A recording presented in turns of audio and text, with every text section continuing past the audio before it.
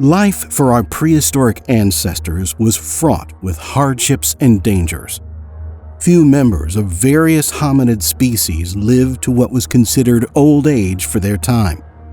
As a result, scientists often uncover skeletons bearing signs of violent death, as well as traces of injuries and diseases endured during life. In today's episode, we'll explore the most unusual and mysterious deaths in the history of our ancestors. You'll also learn about some historical curiosities related to human demise.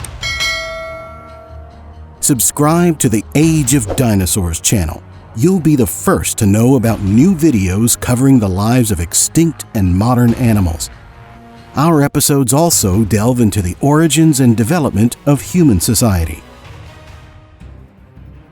Despite advances in studying remains, scientists often struggle to definitively determine the cause of death for ancient humans. While forensic experts and pathologists deal with relatively straightforward cases, investigating deaths that occurred mere months ago, paleontologists face far greater challenges. Their task is to uncover the circumstances surrounding deaths that took place hundreds of thousands of years ago. Yes, you heard that right. Modern anthropology includes an entire field dedicated to the deaths of ancient humans. However, this doesn't mean paleopathologists investigate only exceptional cases, though such instances do occur. This branch of science focuses on the morality of our ancestors in general, exploring how long they lived, what diseases they suffered from, and what external dangers could have led to their demise. The age of ancient humans at the time of death is often determined by examining their teeth. Paleontologists also study the condition of bones and mummified remains. The further back in time these individuals lived, the fewer statistical data points are available to researchers. Additionally, the accuracy of studies is affected by the fact that the aging processes of ancient hominids could differ significantly from those of modern humans. In one of our previous episodes, we discussed how the average lifespan of humans has changed throughout history. Generally, many ancient hominids died around the age of 25. Even for modern great apes, this age is not considered old. This suggests that our distant ancestors primarily died not from old age, but from other causes. However, not all of them perished in their prime. Scientists have found remains of ancient humans who lived to a respectable age for their time. For example, the so-called Dmanisi old man, who lived about 1.8 million years ago, had almost no teeth left at the time of his death. This indicates that even in those distant times, humans displayed care for their fellow tribespeople. Among great apes, it's impossible to find an animal that has lost all its teeth due to old age, as such an animal would inevitably starve. The famous Neanderthal from La Chapelle-aux-Saints was also a toothless elder suffering from arthritis and osteoarthritis. Given the lifestyle of our ancestors, contracting these ailments was not difficult. Harsh cold, damp caves, and chronic malnutrition turned even a simple cold into a severe ordeal, let alone various infections. Detecting traces of diseases on bones that have lain in the ground for hundreds of thousands of years is a challenging task. Most often, diseases and infections leave marks on bones only in their most advanced stages. While such conditions are not uncommon in the modern world, our ancestors, when afflicted with severe illnesses, typically died of starvation or fell prey to predators before the disease could fully take its toll. It's believed that infectious diseases began affecting humans en masse around the start of the Neolithic period. During this time, our ancestors began leading a relatively settled lifestyle. Waste products accumulated around their settlements, and the domestication of animals introduced diseases such as tuberculosis, brucellosis, and even the plague. One theory suggests that the first Cro-Magnons brought a new infectious disease from Africa to Europe, which may have led to the extinction of the Neanderthals living there. However, scientists have yet to confirm or refute this hypothesis, and there is little concrete evidence of deaths caused by infections during the Stone Age or earlier periods. It's possible that a Homo erectus found in China, whose remains date back about 1 million years, was a victim of an infection. Additionally, the skull of another ancient human from China who lived around 600,000 years ago shows signs suggesting he may have suffered from syphilis. The thoracic and lumbar vertebrae of the aforementioned Neanderthal from La Chapelle-Luçon were affected by spondylosis. When studying such remains, researchers often purpose the presence of malignant tumors. Our distant ancestors also frequently died to deficiencies in vitamins and minerals. One known case involves a death from hypervitaminosis, discovered in Kenya, where a skeleton showed signs of this condition. It's believed this hominid consumed excessive amounts of liver. Among many deaths caused by various diseases, we've included one case that is unique to science in our ranking. In 10th place is the so-called Turkana boy, a member of Homo ergaster who lived in what is now Kenya about 1.5 million years ago. Scientists believe his death was caused by spinal stenosis, a condition involving the narrowing of the spinal canal. Likely, this young individual could not walk properly and died at a relatively young age. However, the significance of his death lies in the fact that his skeleton is the most complete known skeleton of a human from that period. Accidents remain a common cause of death even today. Modern people are frequently struck by vehicles or suffer from electric shocks. In one African pygmy tribe, about 6% of deaths are attributed to individuals falling from trees while searching for wild honey. For our distant ancestors, whose entire lives revolved around the constant search for food, the risks were even greater. They were far less protected from natural hazards and had no access to medical facilities or rescue services in times of danger. Many human remains show evidence of healed wounds, fractures, and other injuries. Some injuries were incompatible with life, but it's likely that hominids weakened by trauma often died of starvation or fell victim to wild animals. Among those who died in accidents, several cases stand out for inclusion in our ranking. In 9th place, we've placed the famous Australopithecus female named Lucy. Many scientists believe she drowned in a river. This case was even featured in the 2003 documentary Odyssey of Early Man. The primary evidence for this theory is that her remains were found in riverbed sediments. Discovered in Ethiopia in 1974, her bones represented the most complete Australopithecus skeleton known at the time. However, there's also a theory that her body ended up in the water after her death. It's possible that Lucy fell from a tree, where she and her group may have been resting for the night. This is suggested by damage to her lower limbs and pelvic bones. Her remains are over 3 million years old, and at the time of her death, she was likely no older than 25 to 30 years. Lucy earned a spot in our ranking due to her fame and scientific significance. Equally intriguing are her contemporaries, the so-called first families, whom we've placed in 8th place.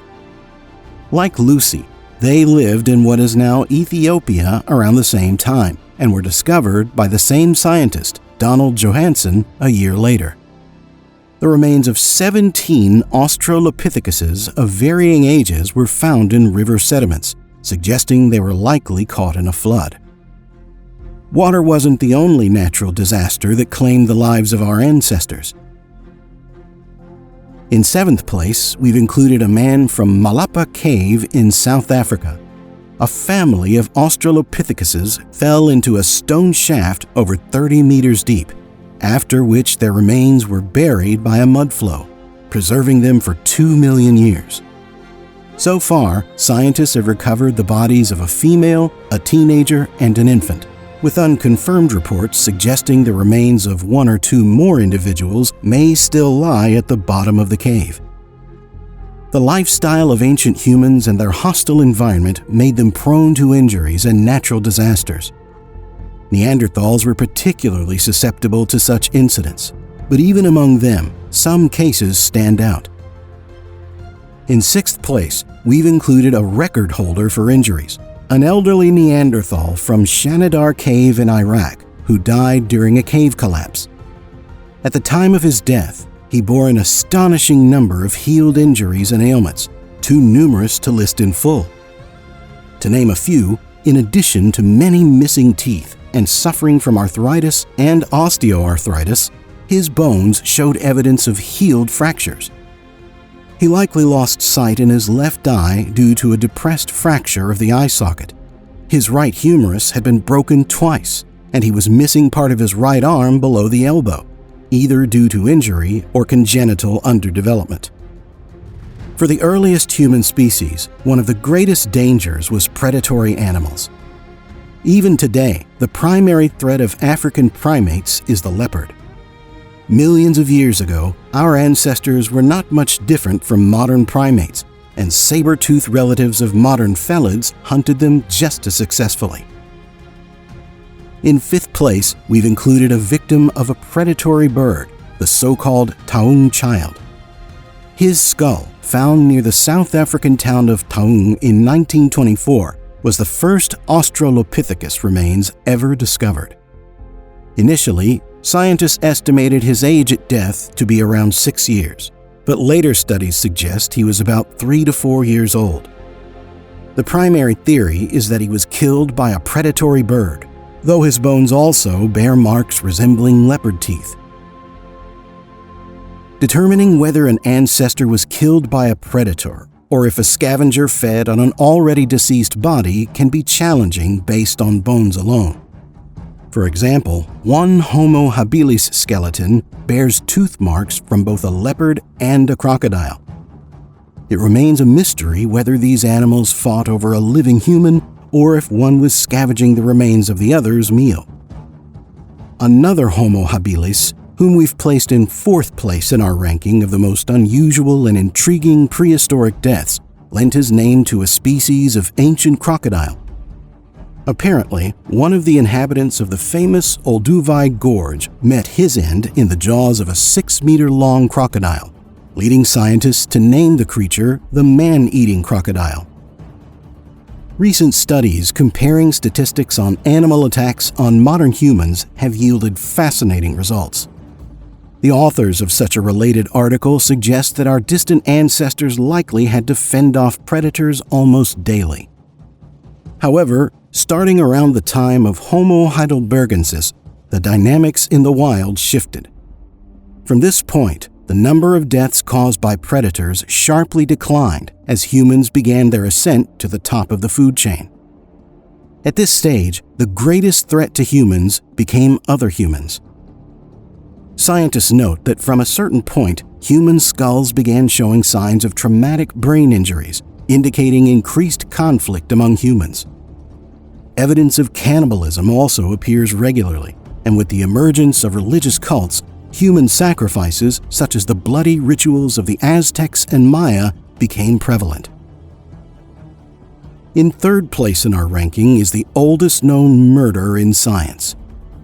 In the deep bone cave, Cima de los Huesos in Spain, the remains of 29 Homo heidelbergensis individuals were found, dumped there about 430,000 years ago. The reason for this mass killing may never be known, but researchers found evidence of 2 blows from a heavy, sharp object on the skull of one victim. It's unlikely this person accidentally struck their head on the same rock twice. Cannibalism among ancient humans was not widespread, but in second place on our list is a true feast where humans were the main course. In El Cidrón Cave in Spain, 49,000 years ago, Neanderthals consumed 12 or 13 individuals. Evidence suggests that nearby animals only got the gnawed bones. In first place, we've placed another solved historical murder, which came with a curious twist. The famous Sungir burial site in Russia's Vladimir Oblast provided science with a wealth of knowledge about the lives of people who lived there tens of thousands of years ago. Among the finds was the lavish burial of one large man. Initially, a hole in the frontal bone of his skull was considered the cause of death. However, after rediscovering lost bones in storage, researchers found evidence of a spear or dart wound near the first thoracic vertebra. The hole in his forehead was later determined to have been caused by a shovel strike during excavation. As promised, we'll conclude a few curious deaths. It's said that in 1410, King Martin of Aragon died of laughter at age 54. According to a legend, a particularly funny joke caused him to choke during an uncontrollable laughing fit. Another monarch, King Adolf of Sweden, died in 1771 from overeating. His meal included lobsters, sauerkraut, herring, caviar, and champagne, topped off with 14 servings of his favorite dessert. His digestive system simply couldn't handle the strain. In 1601, Danish astronomer Tycho Brahe attended a banquet in Prague and was too embarrassed to excuse himself to use the bathroom. Due to kidney issues, he was unable to urinate properly for the next 11 days and died from a ruptured bladder. Even more absurd was the death of Hans Steininger, the mayor of Braunau. He took pride in his nearly 1.5-meter-long beard, which he typically kept in a special pouch. One day, for unknown reasons, he let his beard down, tripped over it, and broke his neck.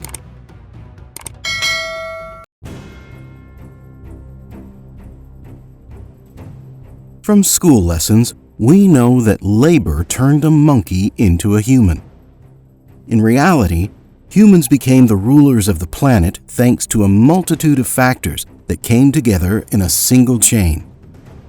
This process was influenced by climate changes, competition with other species, and, interestingly, food.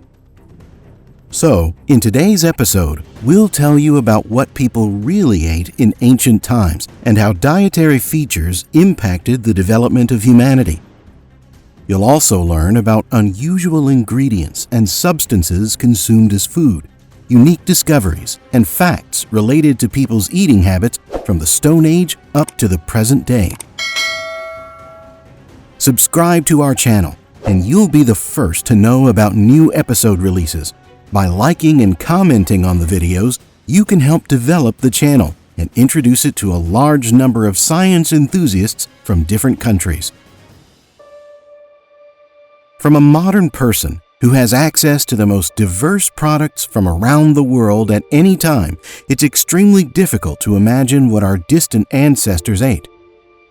Even proponents of the so-called paleo diets don't fully understand the basics of Stone Age human nutrition.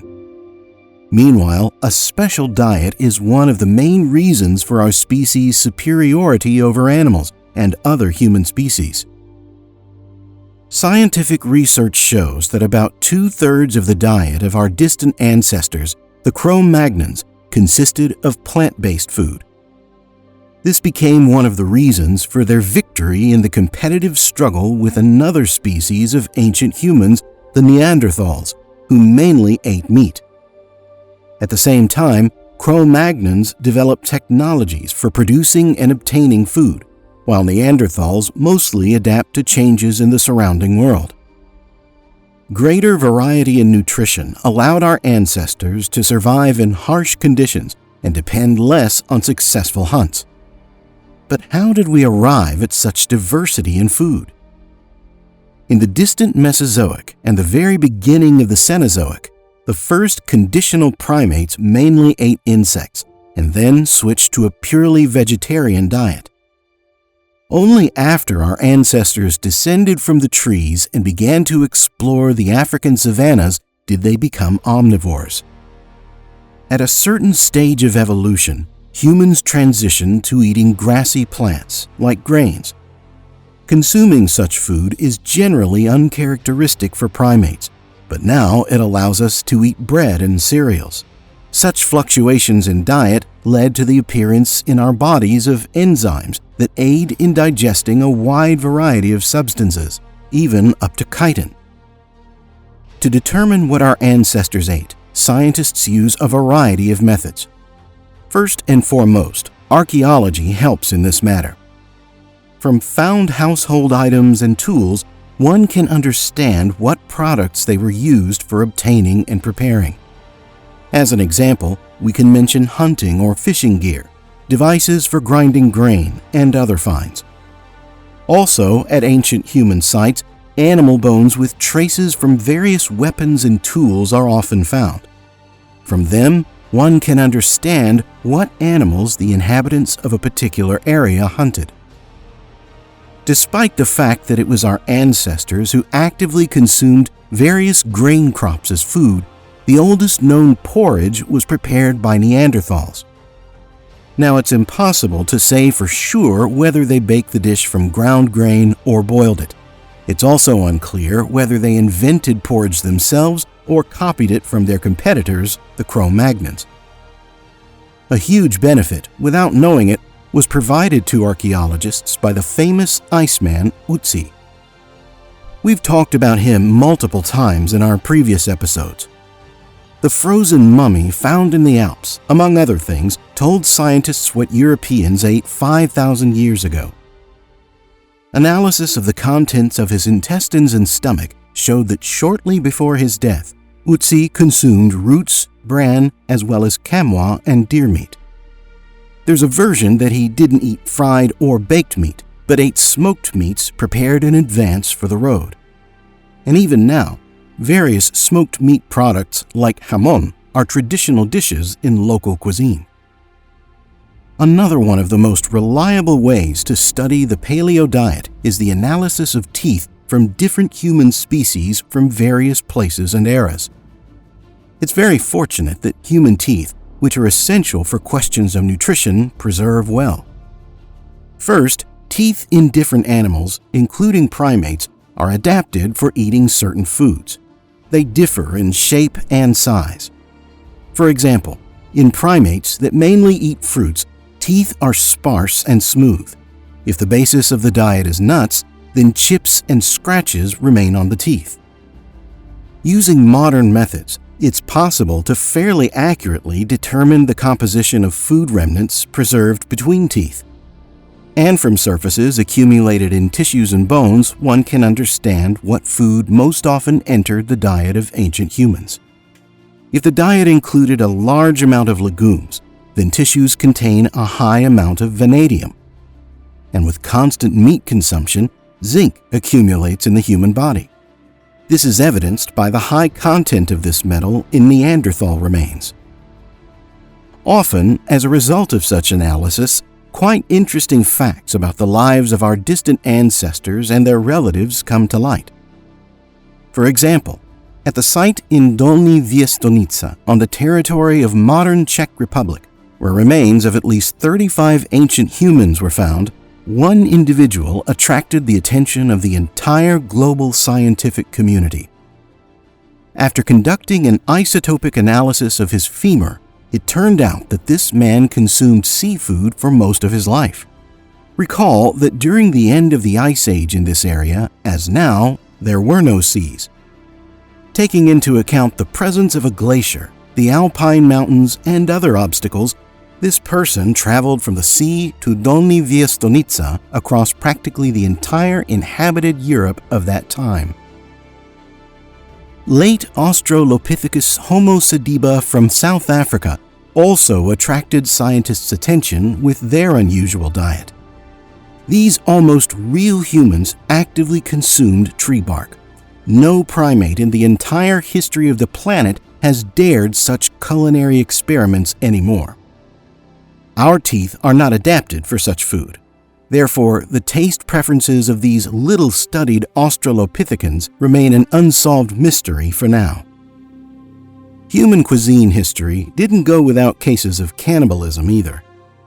And we're not talking now about ritual eating of people among wild tribes in Africa, Australia, and New Zealand.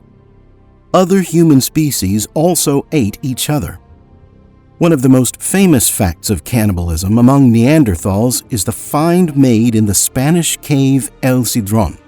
Here, bones of 13 individuals of different sexes and ages were found with clear traces of human teeth. Scientists assume that as a result of prolonged failures in hunting, one group of Neanderthals attacked their neighbors. It's also possible that the victims of the cannibals were their own tribesmen. Of course, huge changes in the human diet are connected with the taming of fire. The first use occurred more than 1.5 million years ago by Homo habilis in Africa. But there are only about 20 finds over the next million years indicating that humans used fire. With about the same frequency, modern great apes use it. For example, chimpanzees can follow a fire in the savannah, eating dead rodents. Humans truly began to use fire in everyday life on a permanent basis about 350 to 400,000 years ago. Remains of hearths in deposits are found throughout the inhabited world of that time. Apparently, then humans learned to independently obtain and actively use fire for heating, protection, and, most importantly, for cooking food. About another 3,000 years later, the consumption of more caloric and easily digestible thermally processed food affected people's appearance. Their jaws and teeth significantly decreased, as well as their rib cage and abdomen. This means that 50 to 80,000 years ago, modern-type humans appeared, and their body structure largely reflected a special type of nutrition. It's unknown whether the invention of refrigerators will affect us in the same way. Now, the overwhelming majority of the planet's population has the ability to store any food for the future. Of course, people in different eras used cellars, ice houses, and simply buried surplus prey in permafrost soil. But the ability to preserve any products in a refrigerator right in your kitchen appeared only about 150 years ago, and it's still difficult to talk about any global consequences. In the past, people tried to eat all products that could spoil in a short time. Now, this instinct is still very strong in us, which is expressed in obesity among residents of all countries. Also, the accessibility and diversity of food, combined with a serious reduction in physical activity in many regions, has led to an increase in the average height of the population. Now, the majority of the planet's population doesn't have to work in the fields or engage in other heavy labor from generation to generation. This phenomenon is well demonstrated by the residents of North and South Korea. Since the division, only a few decades have passed, and the average height of South Koreans is already 16 centimeters taller than their northern neighbors. So let's try to sum it up a bit. Probably, it's worth saying that modern paleo diets differ greatly from the real diet of primitive people.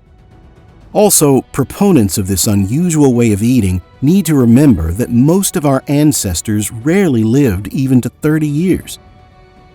Of course, this was influenced not only by their nutrition, but still, modern cooking technologies allow us to eat healthier and more balanced food.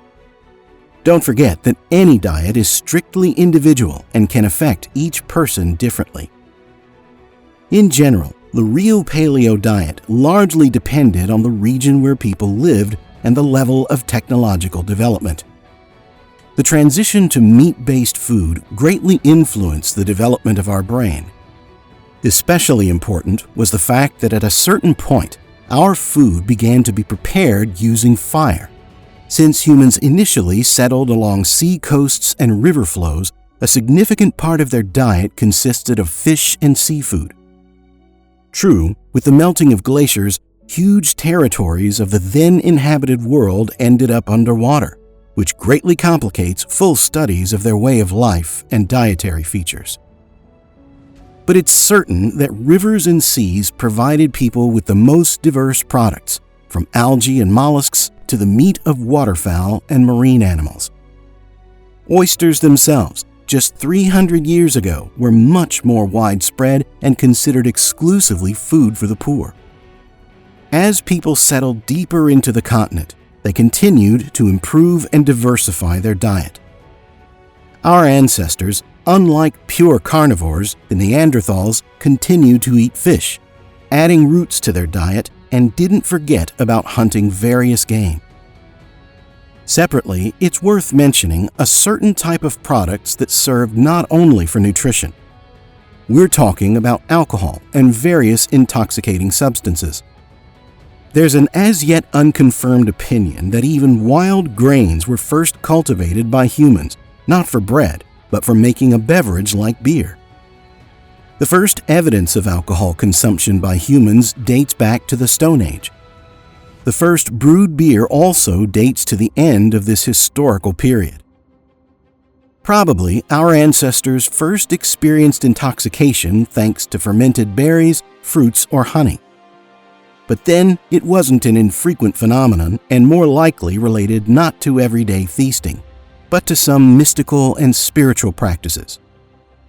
Then, alcoholic beverages entered the culture of the most diverse peoples and spread around the world with them. Beer itself was first brewed in the Middle East, then spread to Egypt, and with the great migration of peoples, ancient Celts and Germans brought it to Central and Northern Europe. In general, humans quite quickly spread new types of food to different regions. Let's try to briefly outline the main stages of humans mastering various food products. The first hearths appeared about 250,000 years ago. We can consider that cuisine originated at this time. 170,000 years ago, people in Africa baked starchy tubers, and already 140 to 150,000 years later, they learned to make flour from grains. 12,000 years ago in China, they began to grow rice, although there are unconfirmed data that this happened several thousand years earlier in Korea. There are also research results showing that all modern rice varieties descended from the same domesticated plant. At the beginning of the Neolithic, about 8 to 9,000 years BC, in different corners of the world, the domestication of various plants began. In the Middle East, people grew figs, in the Mediterranean, olives, in South America, potatoes, and in Papua New Guinea, bananas. Around 7,000 years BCE in China, irrigation and artificial fires were actively used in rice cultivation, and they also actively consumed alcohol obtained by fermentation. Similar technologies were used in ancient Egypt and Mesopotamia. At the same time, the first wheat fields appeared in Syria, and on the territory of modern Mexico, plants similar to corn. In the 5th to 6th millennia BCE on the Caucasus, they began to grow grapes and make wine from them, and in Poland, cheese appeared. In America at this time, they actively grew beans and obtained modern corn varieties. According to some data, rice reached India, and in Mesopotamia, cattle were domesticated. In the period from 4.5 to 3.5 thousand years BCE in Egypt, bread leavening was used. Also at this time, people domesticated olives and began to obtain oil from them. Watermelons, which were initially grown only in Central Africa, began to be cultivated in the north of the continent and in Southwest Asia. About 4,000 years BCE in Mesopotamia, on the territory of modern Iraq, a poem dedicated to beer was written. This work shows that this beverage was actively consumed by ancient Sumerians. Another 500 years later, beer appeared on the territory of Iran. The Chinese at this period began to breed carp. 3,000 years BCE, in the Middle East and Egypt, winemaking developed. Also, the Egyptians at this time learned to make palm oil. In North America, they began to grow sunflowers, and Celts and Germans brought beer to Northern Europe. 1.5 to 2,000 years BCE, rice began to be grown in Africa, and a little later in the Middle East. Around the same time in Western Asia, they began to cultivate cucumbers. The conquests of Alexander the Great in the 1st century BCE allowed the Romans to learn about rice, but they didn't start growing it themselves, preferring to import rice wine from other regions. Alexander also brought citron seeds, the ancestor of many modern citrus fruits, to Greece and Palestine. This list could go on for a very long time. Over the course of their existence, humans have invented a huge number of the most unusual food products: condensed milk, ice cream, instant noodles. And in 2013, the first hamburger patty was synthesized from molecules. The entire history of cuisine teaches us that humans became rulers of the planet thanks to their omnivorousness. And if we continue in the same vein, the chances of humanity's survival in the future will significantly increase.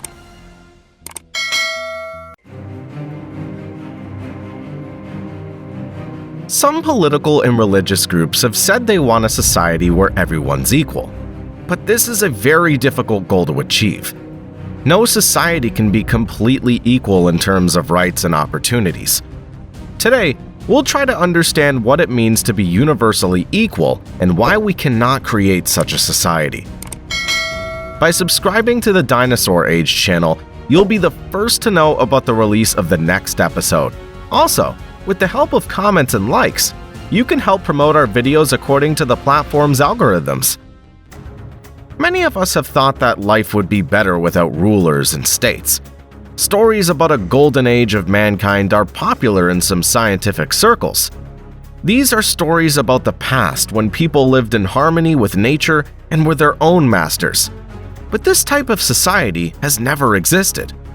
Even when our distant ancestors were still living in trees, they were not equal. To understand this, look at modern monkeys. They are our closest relatives and live in similar conditions to our common ancestors many millions of years ago. It's possible that they behave in the same way.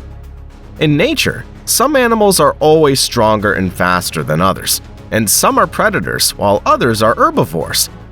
Even within groups of the same species, there's a strict hierarchy, as we can see in ants, lion prides, and elephant families. Human beings are no exception to this general system. Our distant ancestors used tools for defense, to get food, and to oppress weaker members of their tribes. This strict hierarchy was a guarantee of survival.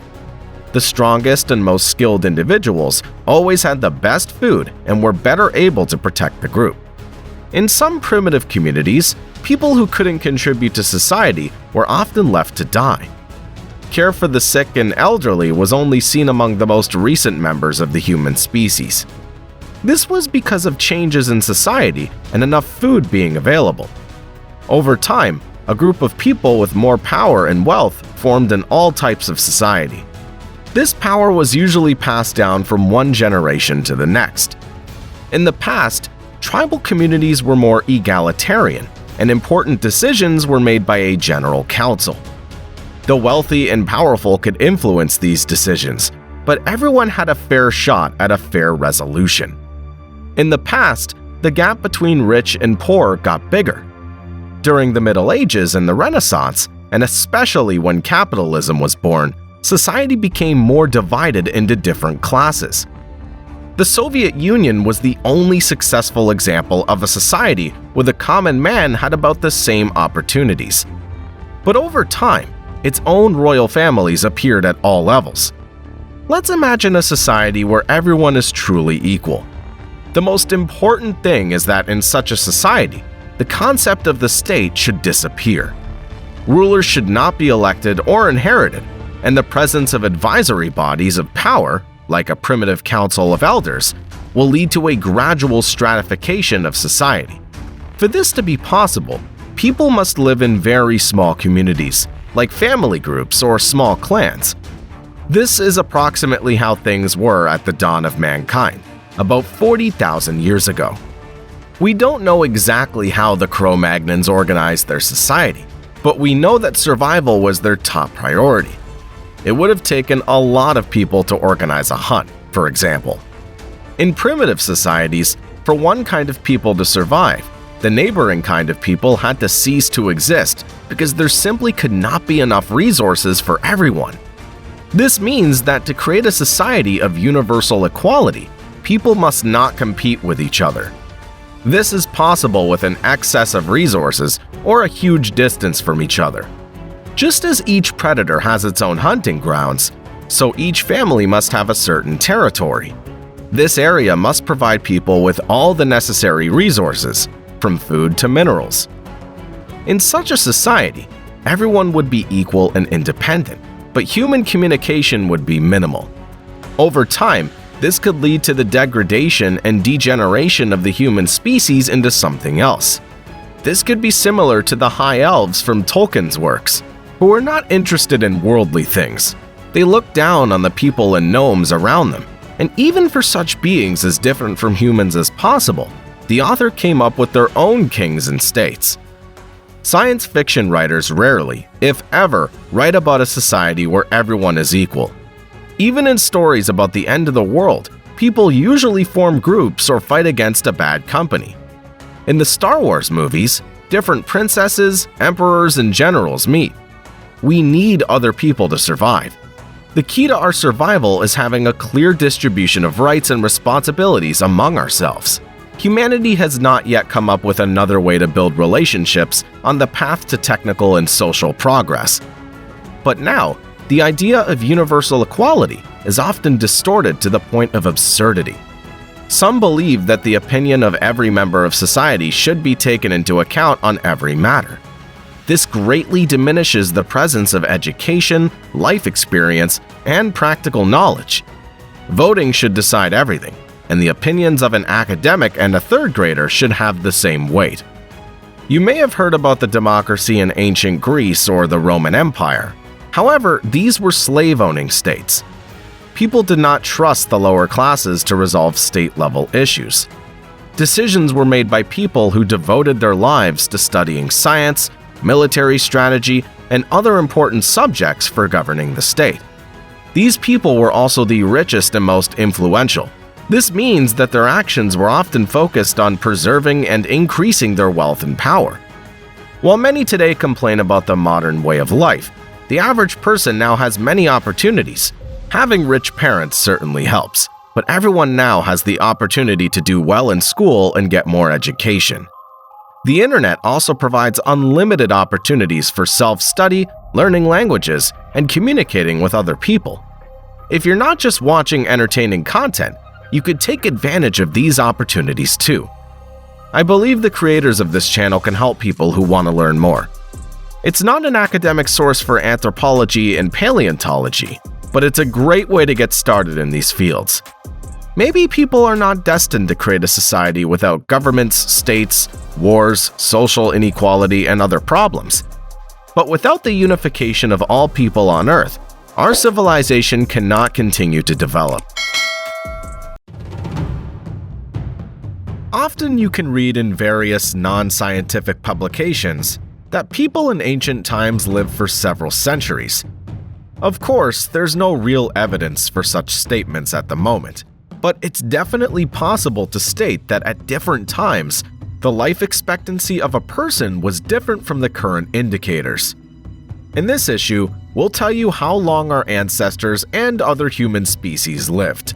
You'll also learn about the reasons for changes in life expectancy and the scientific methods used to study this issue. By subscribing to the Age of Dinosaurs channel, our viewers will be the first to know about the release of new videos. Also, with the help of likes and comments, you can help in the development and promotion of our channel according to the algorithms of the platform. Thanks to your activity, the creators of the channel will be able to find out the wishes of the public and take into account the shortcomings noticed by the viewers when creating new videos. Perhaps the source of myths about ancient longevity were various religious texts, especially the Bible. The first people mentioned in the Bible were Adam, Eve, and their descendants, who lived before the flood. An analysis of the text of the Old Testament shows that the average lifespan of the first 10 men from Adam to Noah was 850 years. Noah's descendants, from his sons to Abraham, lived about 300 years. And with each successive generation, the lifespan of a human being gradually decreased. This decrease is explained by the large number of sins and the abundance of vices of the human race. On the other hand, most of us have formed the opinion that the farther away in time the era is from us, the shorter the lifespan of a person in that era. And this is partly true. But various sources tell us that examples of human longevity have been found at all times. When scientists study the remains of ancient people, they usually study their bones. Studies of hair or skin from people who died several centuries or even millennia ago are very rare. But even they cannot give scientists complete information about the age at which that person died. Even now, we can see that age-related changes affect different people in different ways. Some people start going gray or bald at 20, while others have smooth, youthful, elastic skin even after 50. For this reason, scientists can make a serious mistake when determining the age of people who died after 45 to 50 years.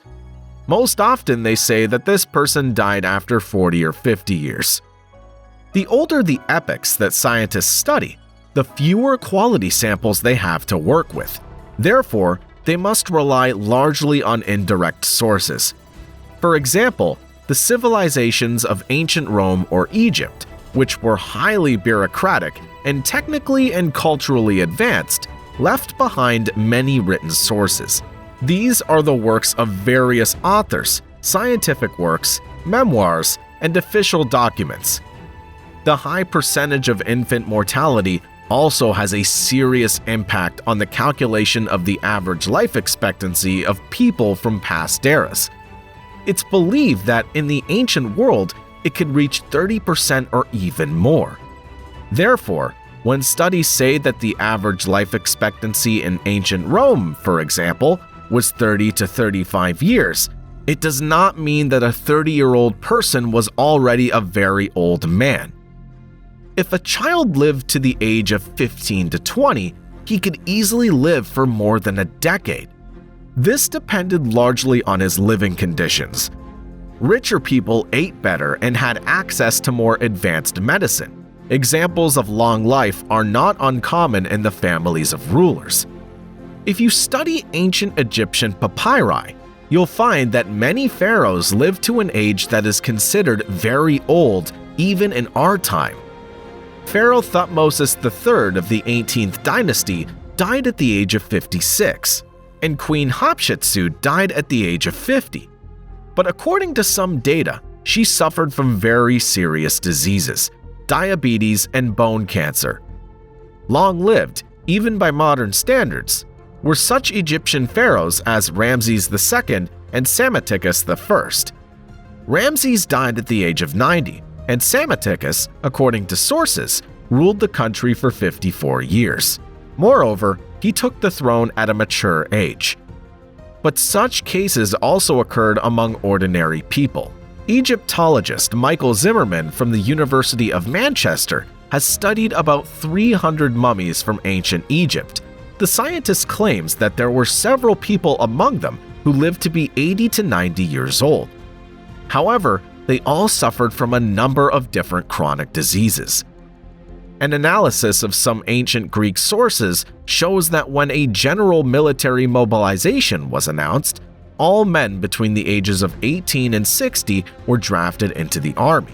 This means that people over 50 were still considered quite strong and capable. It's quite difficult to estimate the life expectancy of the peasant population of ancient Greece. But we do know that the Greeks paid great attention to physical culture and a healthy lifestyle. This was especially true for representatives of the nobility in various philosophical schools. It's known that many great scientists and philosophers lived to a very respectable age. The mathematician Pythagoras, for example, died at the age of 75.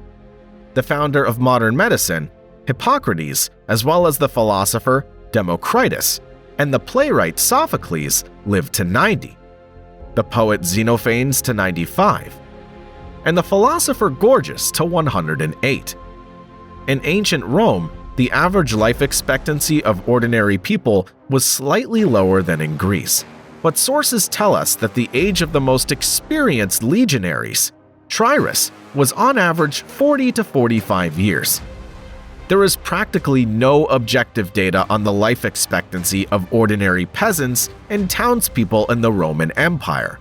However, the maximum age of the wealthier classes of the population can be judged by the age from which one could hold various government positions.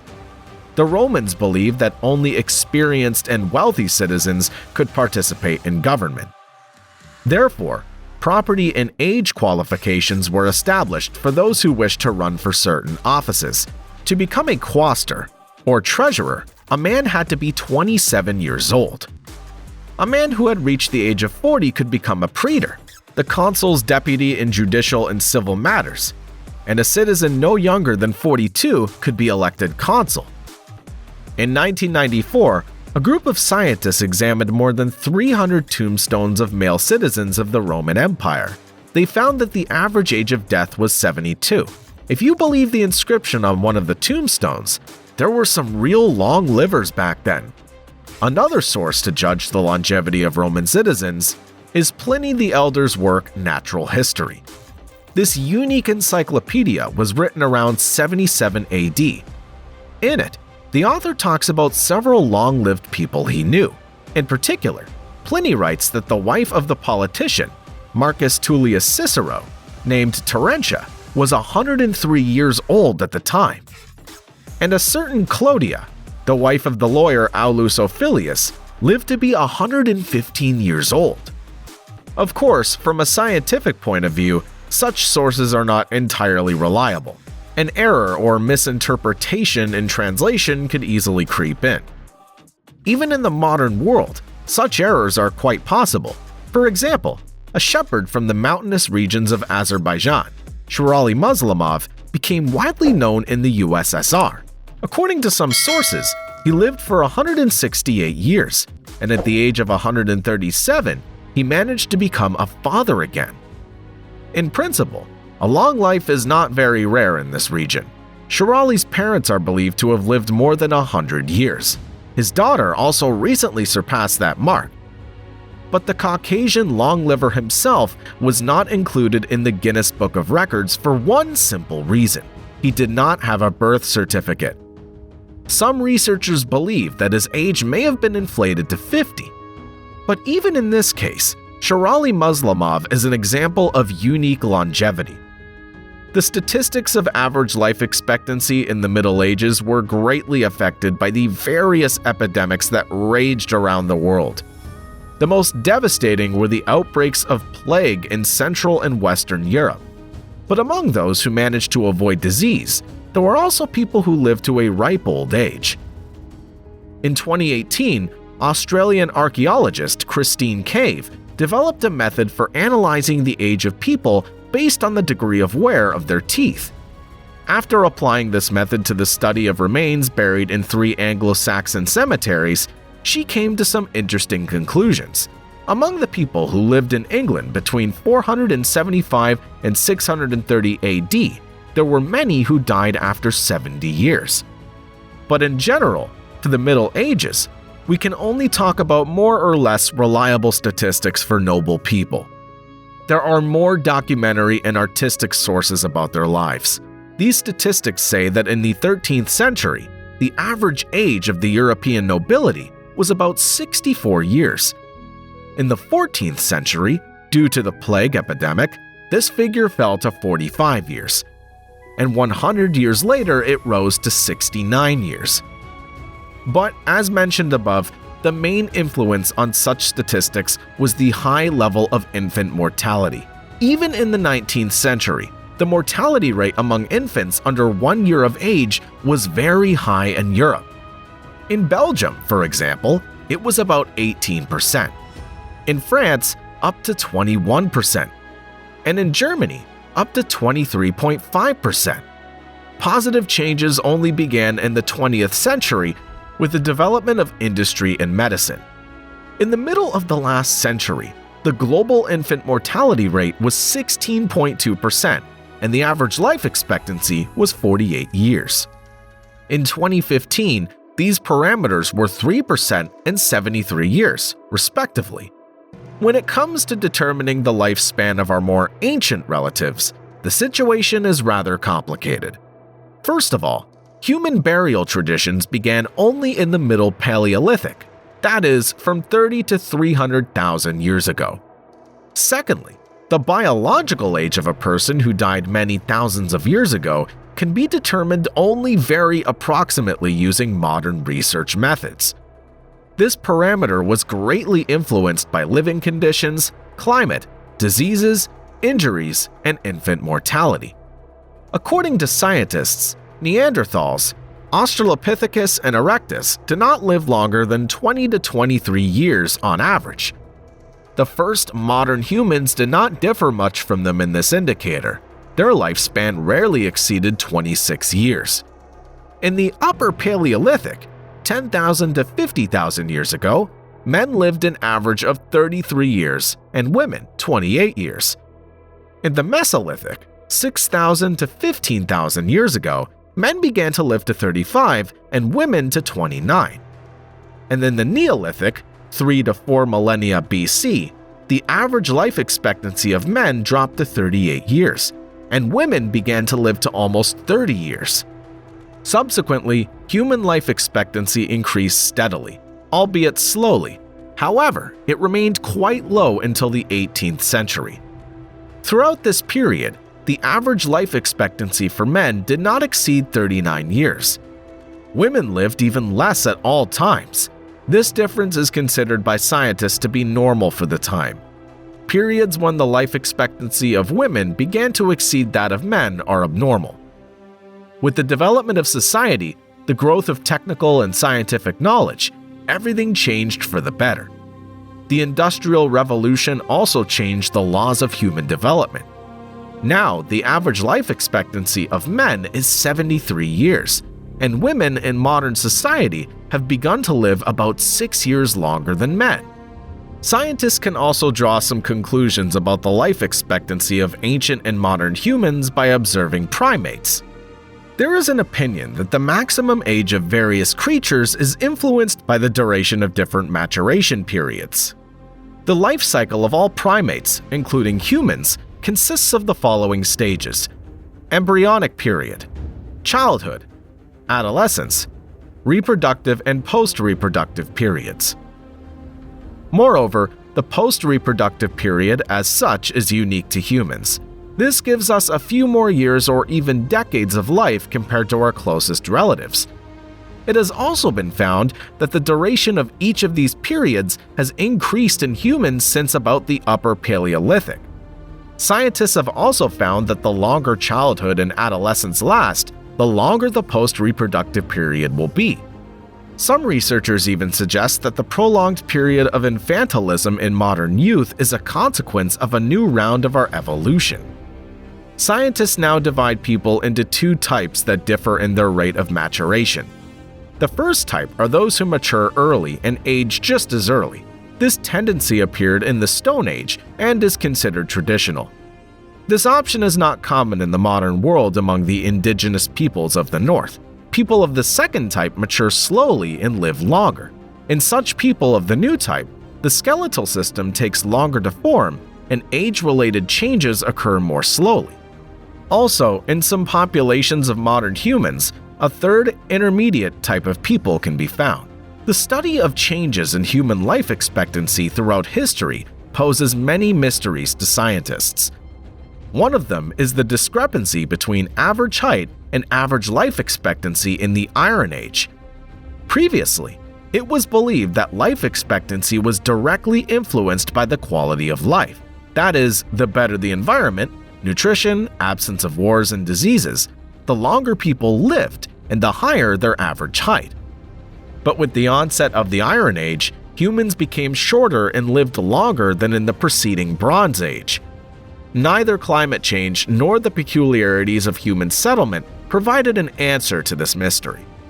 It was only after a detailed study of the dental enamel on the remains of people from that time that the reason for the discrepancy could be found. The teeth of people who switched to sedentary agriculture were characterized by peculiar infections and enamel damage from tartar. It turned out that people at that time began to eat better, which affected the increase in average life expectancy. And their small stature was a consequence of greater crowding and the development of various infectious diseases. In summary, we could say that human life expectancy depends on such factors as the quality and quantity of food, the presence or absence of diseases, and the development of society at a given stage. Moreover, this is obvious both for our species and for all our ancestors or relatives. Our lives today are much easier and more comfortable than those of our distant ancestors. We can enjoy all the benefits of technological progress and medical achievements. This allows us to believe that in the foreseeable future, humans will make another evolutionary breakthrough and be able to come closer to the mythical biblical heroes in terms of life expectancy.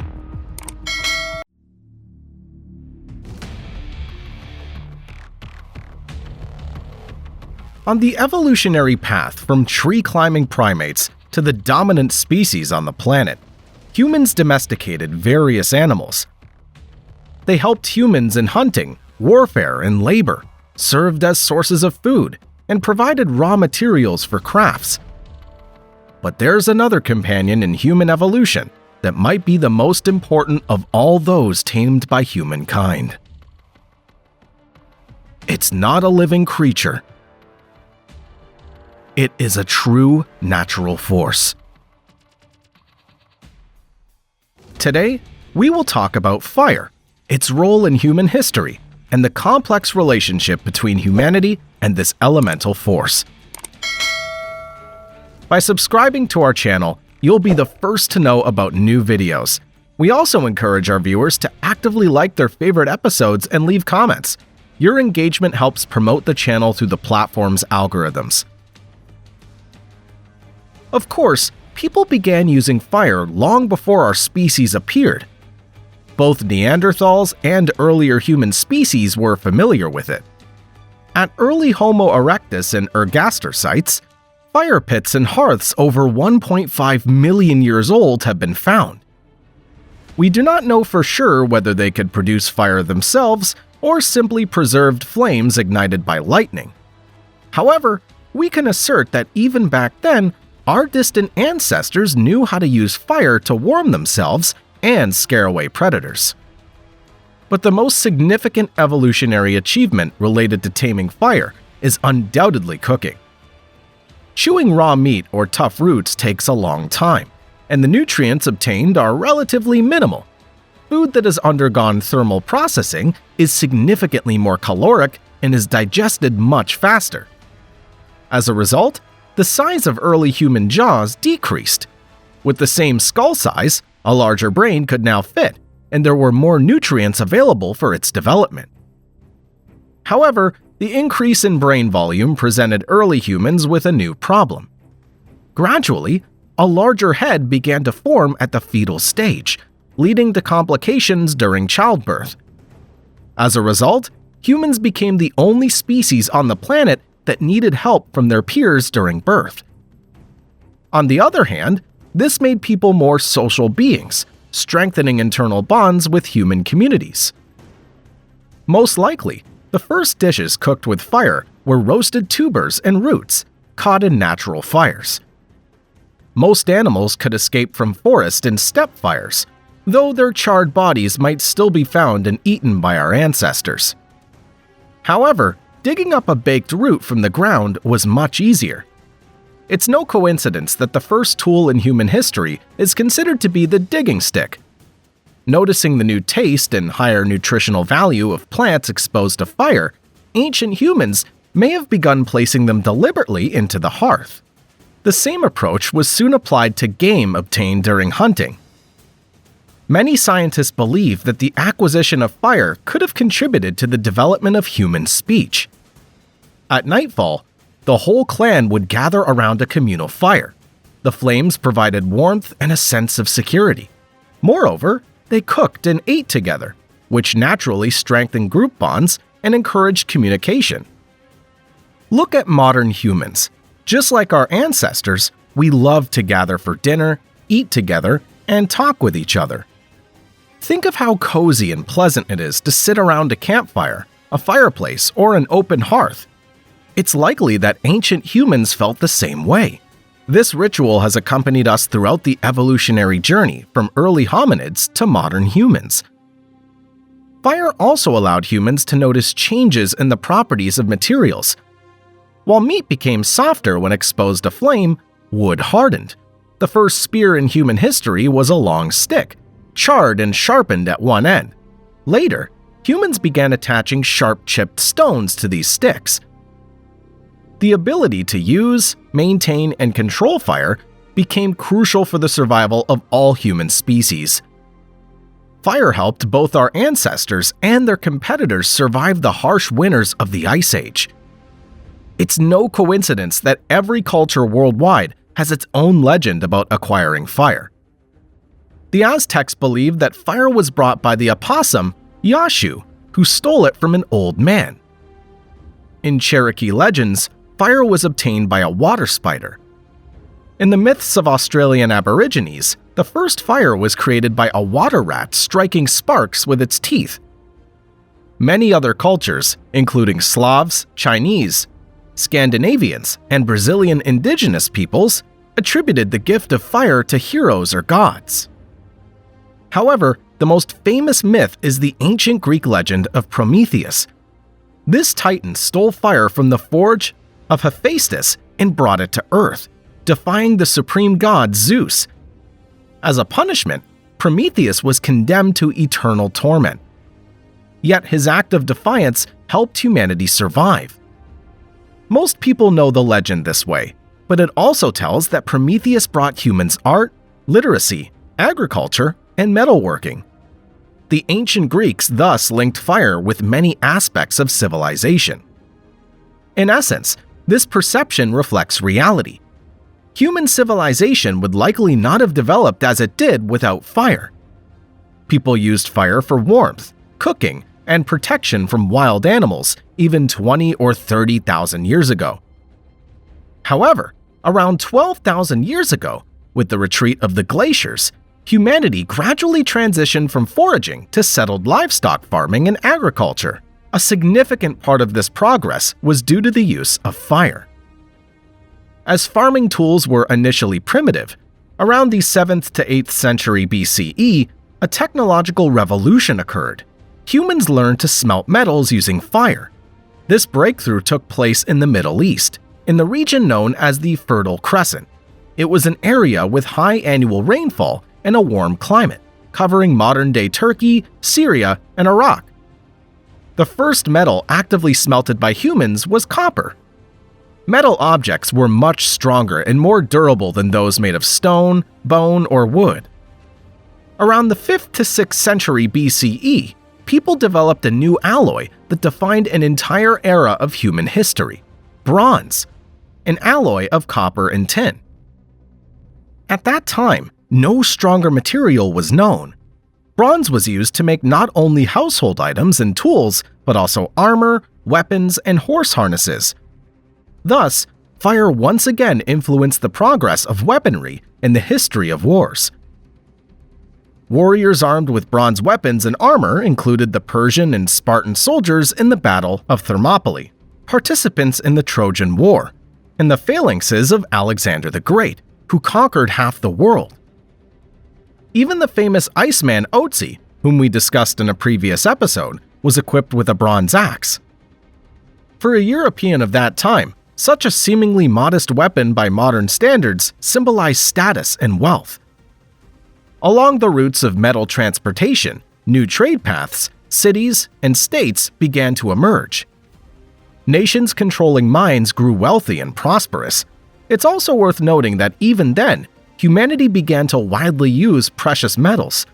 Gold and silver, while not as strong as bronze, were easier to melt, had an attractive shine, and did not corrode. These properties made gold and silver universal means of payment and materials for jewelry, roles they still play today. In the late 2nd millennium BCE, bronze was replaced by various types of steel. These iron-based alloys were not smelted but forged, with charcoal instead of wood burning in forge furnaces. Steel tools, weapons, and armor set the development vector for nearly all peoples for centuries. After the invention of industrial steelmaking in the mid-19th century, steel became the primary material used by humanity. This is also true for coal usage. Initially, charcoal and later coal became the primary fuel for thousands of years. Today, coal consumption remains high, but humanity could not have used coal or other fuels without fire. Coal proved capable of generating much more heat than wood. Eventually, coal was used not only to heat homes and power forges, but also to fuel steam boilers. Burning coal became the energy source that powered the pistons and steam engines for trains and ships. Thanks to fire, people could travel much faster. Later, engines of new vehicles began burning liquid or gaseous fuel, allowing humanity to conquer the skies and even leave the planet. However, fire has always been a double-edged sword for humanity. While it helped build civilizations, it also remained a destructive force, often beyond human control. Early humans often benefited from natural wildfires, but they too fell victim to the fiery element. For a long time, wood was the primary building material. People built houses, auxiliary structures, and even entire cities from it. In densely populated medieval cities like London, Paris, or Moscow, there was little planning, and organized fire services were virtually non-existent. As a result, these wooden cities often burned down almost entirely. One of the most striking examples of such a catastrophe is the Great Fire of London on September 2, 1666.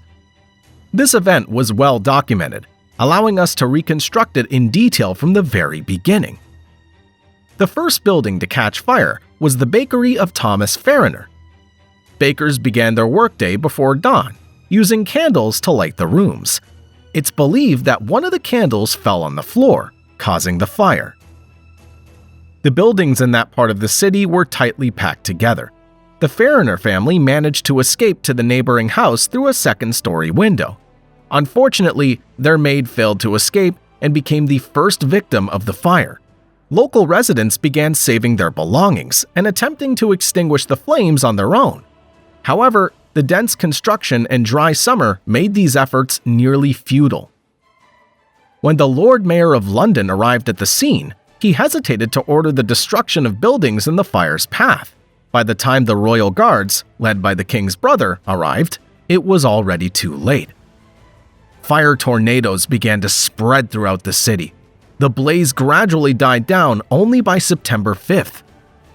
In total, the fire destroyed more than 13,500 buildings, including 87 churches. Even some large stone structures were not spared, and St. Paul's Cathedral was completely ruined. After the ashes cooled, London had to be practically rebuilt. This time, the city had the opportunity to properly plan street layouts. Additionally, state fire services began operating in London from that point onward. These innovations laid the foundation for modern urban planning and construction. Thanks to the destructive force of fire, later cities were built with greater foresight and organization. Another destructive power of fire was harnessed by humans to annihilate one another. In the 7th century, the Chinese invented a special mixture that released vast amounts of energy during combustion: gunpowder. Before this, fire and flammable mixtures were actively used in warfare. Flaming arrows and boiling pitch were common, and in Norse and ancient Germanic sagas, there are many stories of enemies being burned alive in their own homes. However, the black powder from China once again changed the history of warfare on our planet. Initially, gunpowder was used to make firecrackers and festive rockets, believed to drive away evil spirits with their noise and sparks. But one day, rockets were attached to spears and arrows and aimed at invaders attacking a Chinese province. Later, Genghis Khan's armies conquered China and eagerly adopted the deadly invention. It's believed that during their conquests in Asia and the Middle East, the Mongols actively used gunpowder artillery. Gunpowder reached Europe around the 9th century, and mass use of firearms began in the early 14th century. Since then, firearms have only evolved and improved. Throughout history, people have repeatedly used initially peaceful inventions for killing and destruction.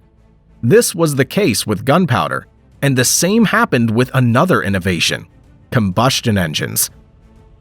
By the early 20th century, internal combustion engines had been invented. The automotive industry was rapidly developing, and aircraft powered by liquid fuel had been created. Yet, from the earliest times, humans had dreamed of reaching the stars. One of the dreamers who aimed to reach the stars was the American inventor Robert Goddard. In 1926, he launched the world's first liquid-fueled rocket. It was small and rose only 12 meters, but Goddard continued experimenting. By 1942, he and his students had built and launched 35 rocket models, each getting closer to his ultimate success. Goddard became the pioneer of modern rocket engineering. However, while some dreamed of reaching the stars, others were eager to use rockets for destruction. Goddard's research inspired the development of the V-2 rockets in Nazi Germany. Fortunately, by the end of World War II, this deadly weapon had not been fully exploited. Later, both victorious countries actively used these developments. The United States did not hesitate to bring German developers to America, giving them the opportunity to continue their work. As a result, the Soviet Union was the first to realize Robert Goddard's dream of spaceflight. However, the American rocket program also achieved success. Today, liquid-fueled rockets, spewing jets of fire, carry satellites, research robots, and even humans into space. Yet, fire remains unconquered and untamed to this day. This dangerous element continues to kill and destroy. It still ignites gunpowder in bullets and shells, powers the engines of ballistic missiles and tanks. For humanity, fire has become both a guarantee of survival and progress, and a means of self-destruction. It's time to reflect on how we should use fire in the present. With it, we can explore new worlds and develop new technologies, or we can destroy our own home and everything built by previous generations. Hello everyone, you're watching another video on the channel The Age of Dinosaurs, which is dedicated not only to the mysteries of the past, but also to the realities of the present, as well as forecasts for the future of our planet and the people living on it. It's well known that the development of hunting skills played a key role in the process of human evolution. However, for many thousands and even millions of years, as humans improved their hunting skills, they themselves remained the object of hunting by many strong, cunning, and intelligent predators. Who ate our distant ancestors while they hunted mammoths and other game? And who's the main enemy of mankind in the 21st century? Find out by watching the video to the end. First, a simple but surprising observation. We all believe, not without reason, that man is the strongest and most intelligent creature on the planet.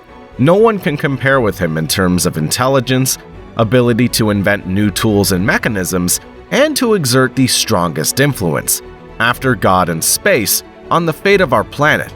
But the fact remains that for millions of years, from the moment when the most ancient primitive man appeared to the present day, man has never, not even for a single second, been the top predator in the hierarchy of the animal world.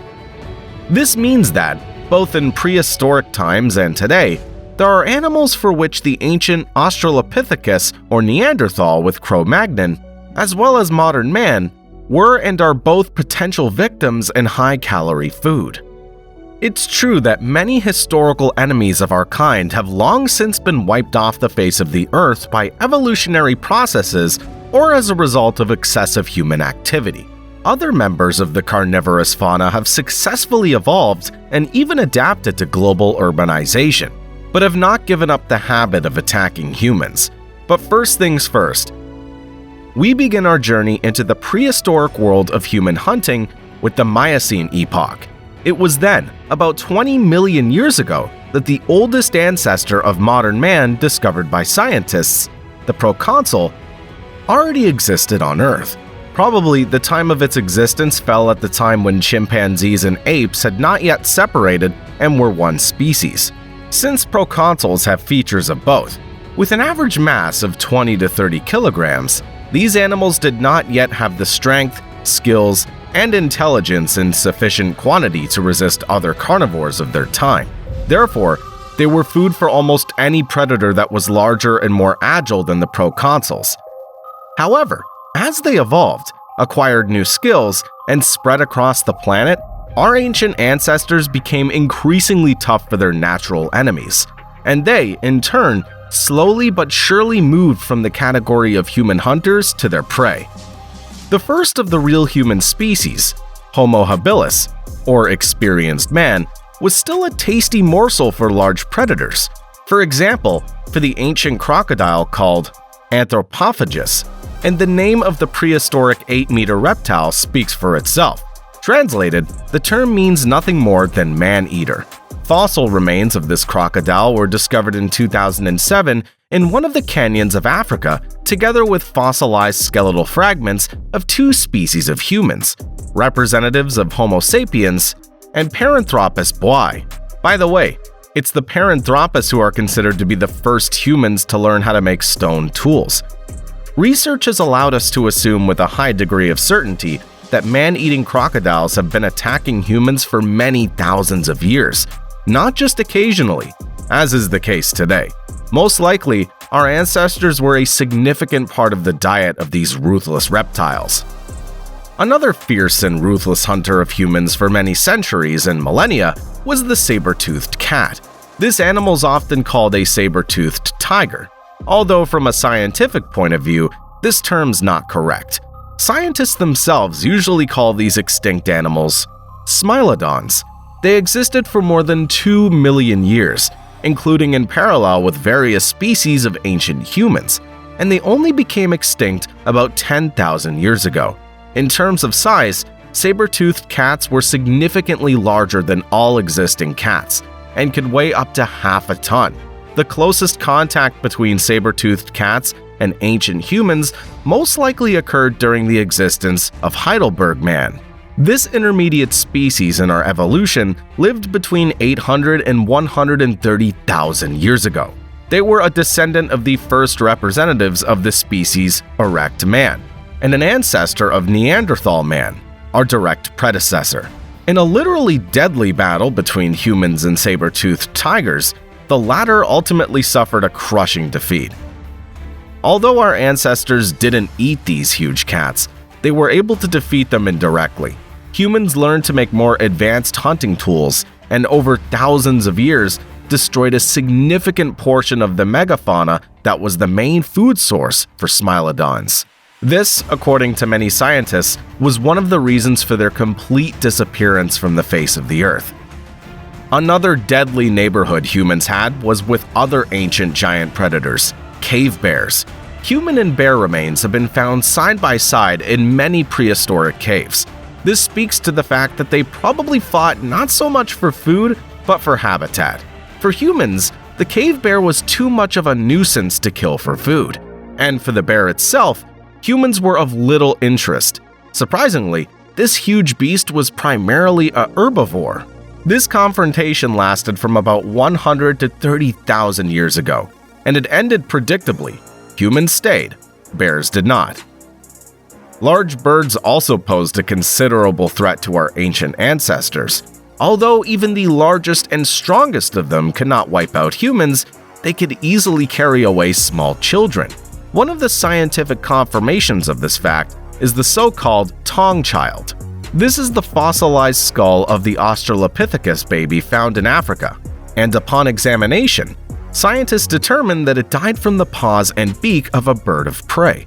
This doesn't seem implausible, since even today there are cases of large eagles tearing human children to pieces. A separate story about the struggle between large birds and humans, shrouded in myth and legend but not without a grain of truth, exists among the indigenous people of New Zealand, the Maori. The bird in question is called puakai by the natives themselves, and scientists tend to believe that it's a Haas eagle, weighing up to 14 kilograms and being very strong and aggressive. These natives of the South Island of New Zealand could well have successfully attacked Maori children after they settled in Haas' ancestral land and began to destroy the eagle's usual food. First of all, these were moa, flightless New Zealand birds that the Maori tribes also liked. As a result, Haas eagles suffered the same sad fate as cave bears, saber-toothed cats, and many other ancient species. It's possible to note other creatures that posed a real danger to humans many thousands of years ago. These are, for example, primitive hyenas and distant ancestors of modern wolves, which have a self-explanatory and blood-curdling name, the dire wolf. The history of these animals' confrontation with ancient man is entirely consistent with the sad stories of extinction described above. The animals lived in their usual environment on the territory of North America and had no significant problems with reproduction or food supply until the moment when the first tribes of primitive settlers arrived. Having almost survived the Ice Age, even the gray wolves could not survive in the vicinity of humans. Unfortunately, this was not only the case thousands of years ago, it's still the case today. We'll come back to this later. Interesting fact, perhaps humans survived as a biological species in the fight against other, often more dangerous and stronger predators, also because their meat is not very caloric. For example, a horse's body contains 10 times more calories than the fattest and, excuse the expression, tastiest human. Another fact that's been scientifically confirmed. Sometimes primitive people ate each other. Yes, among the ancient descendants of modern man, cases of cannibalism were, if not widespread, certainly not isolated incidents. But again, one ancient man was not a good food source for another. Again, the caloric content is not the same, and hunting for one's own kind was probably not the easiest. So the saying, man is man's enemy, or even more so food, was not particularly relevant in those days. And if humans didn't become each other's food in the process of evolution, then they were very much enemies, and to a greater extent than any other representative of the fauna from the moment life appeared on Earth to the present day. It's time to answer one of the main questions that we answer in this video. Who is man's greatest enemy today? Hungry, man-eating lions? No. Ruthless and calculating crocodiles? Also no. Perhaps numerous poisonous reptiles or deadly insects? This answer's not correct either. Cannibal humans in the literal sense are also out of the question, but in a figurative sense, such a definition will be closer to the truth. If you think about it a little, almost all of you will find the answer to this most important question with regret and perhaps even with horror. It's difficult, frightening, and shameful to admit, but man's greatest enemy is himself. No one is capable of doing as much harm as we are ourselves. Having imagined themselves to be the pinnacle of the earthly world, humans have invented so many ways to kill and have done so much evil to other species of life and to each other that no other animal community has been able to do. Not today, and not a million years ago. No wild predator would kill a potential victim at a common watering hole, because it understands that it will do more harm than good, even to itself. And no animal kills another for any reason other than food, the struggle for survival, or the right to reproduce.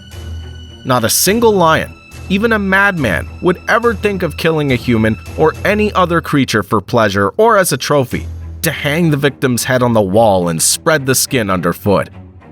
And human civilization has, unfortunately, made the killing of all living things almost commonplace. Moreover, destroying others is becoming increasingly boring, and people continue to invent ways to destroy their own civilization. But how much longer will nature allow us to assert ourselves at the expense of others and experiment with our own destiny in this way? We think not. We'll be very happy if the video was not only interesting, but also didn't leave you indifferent. You can always share your feelings in the comments. See you soon on the Age of Dinosaurs channel.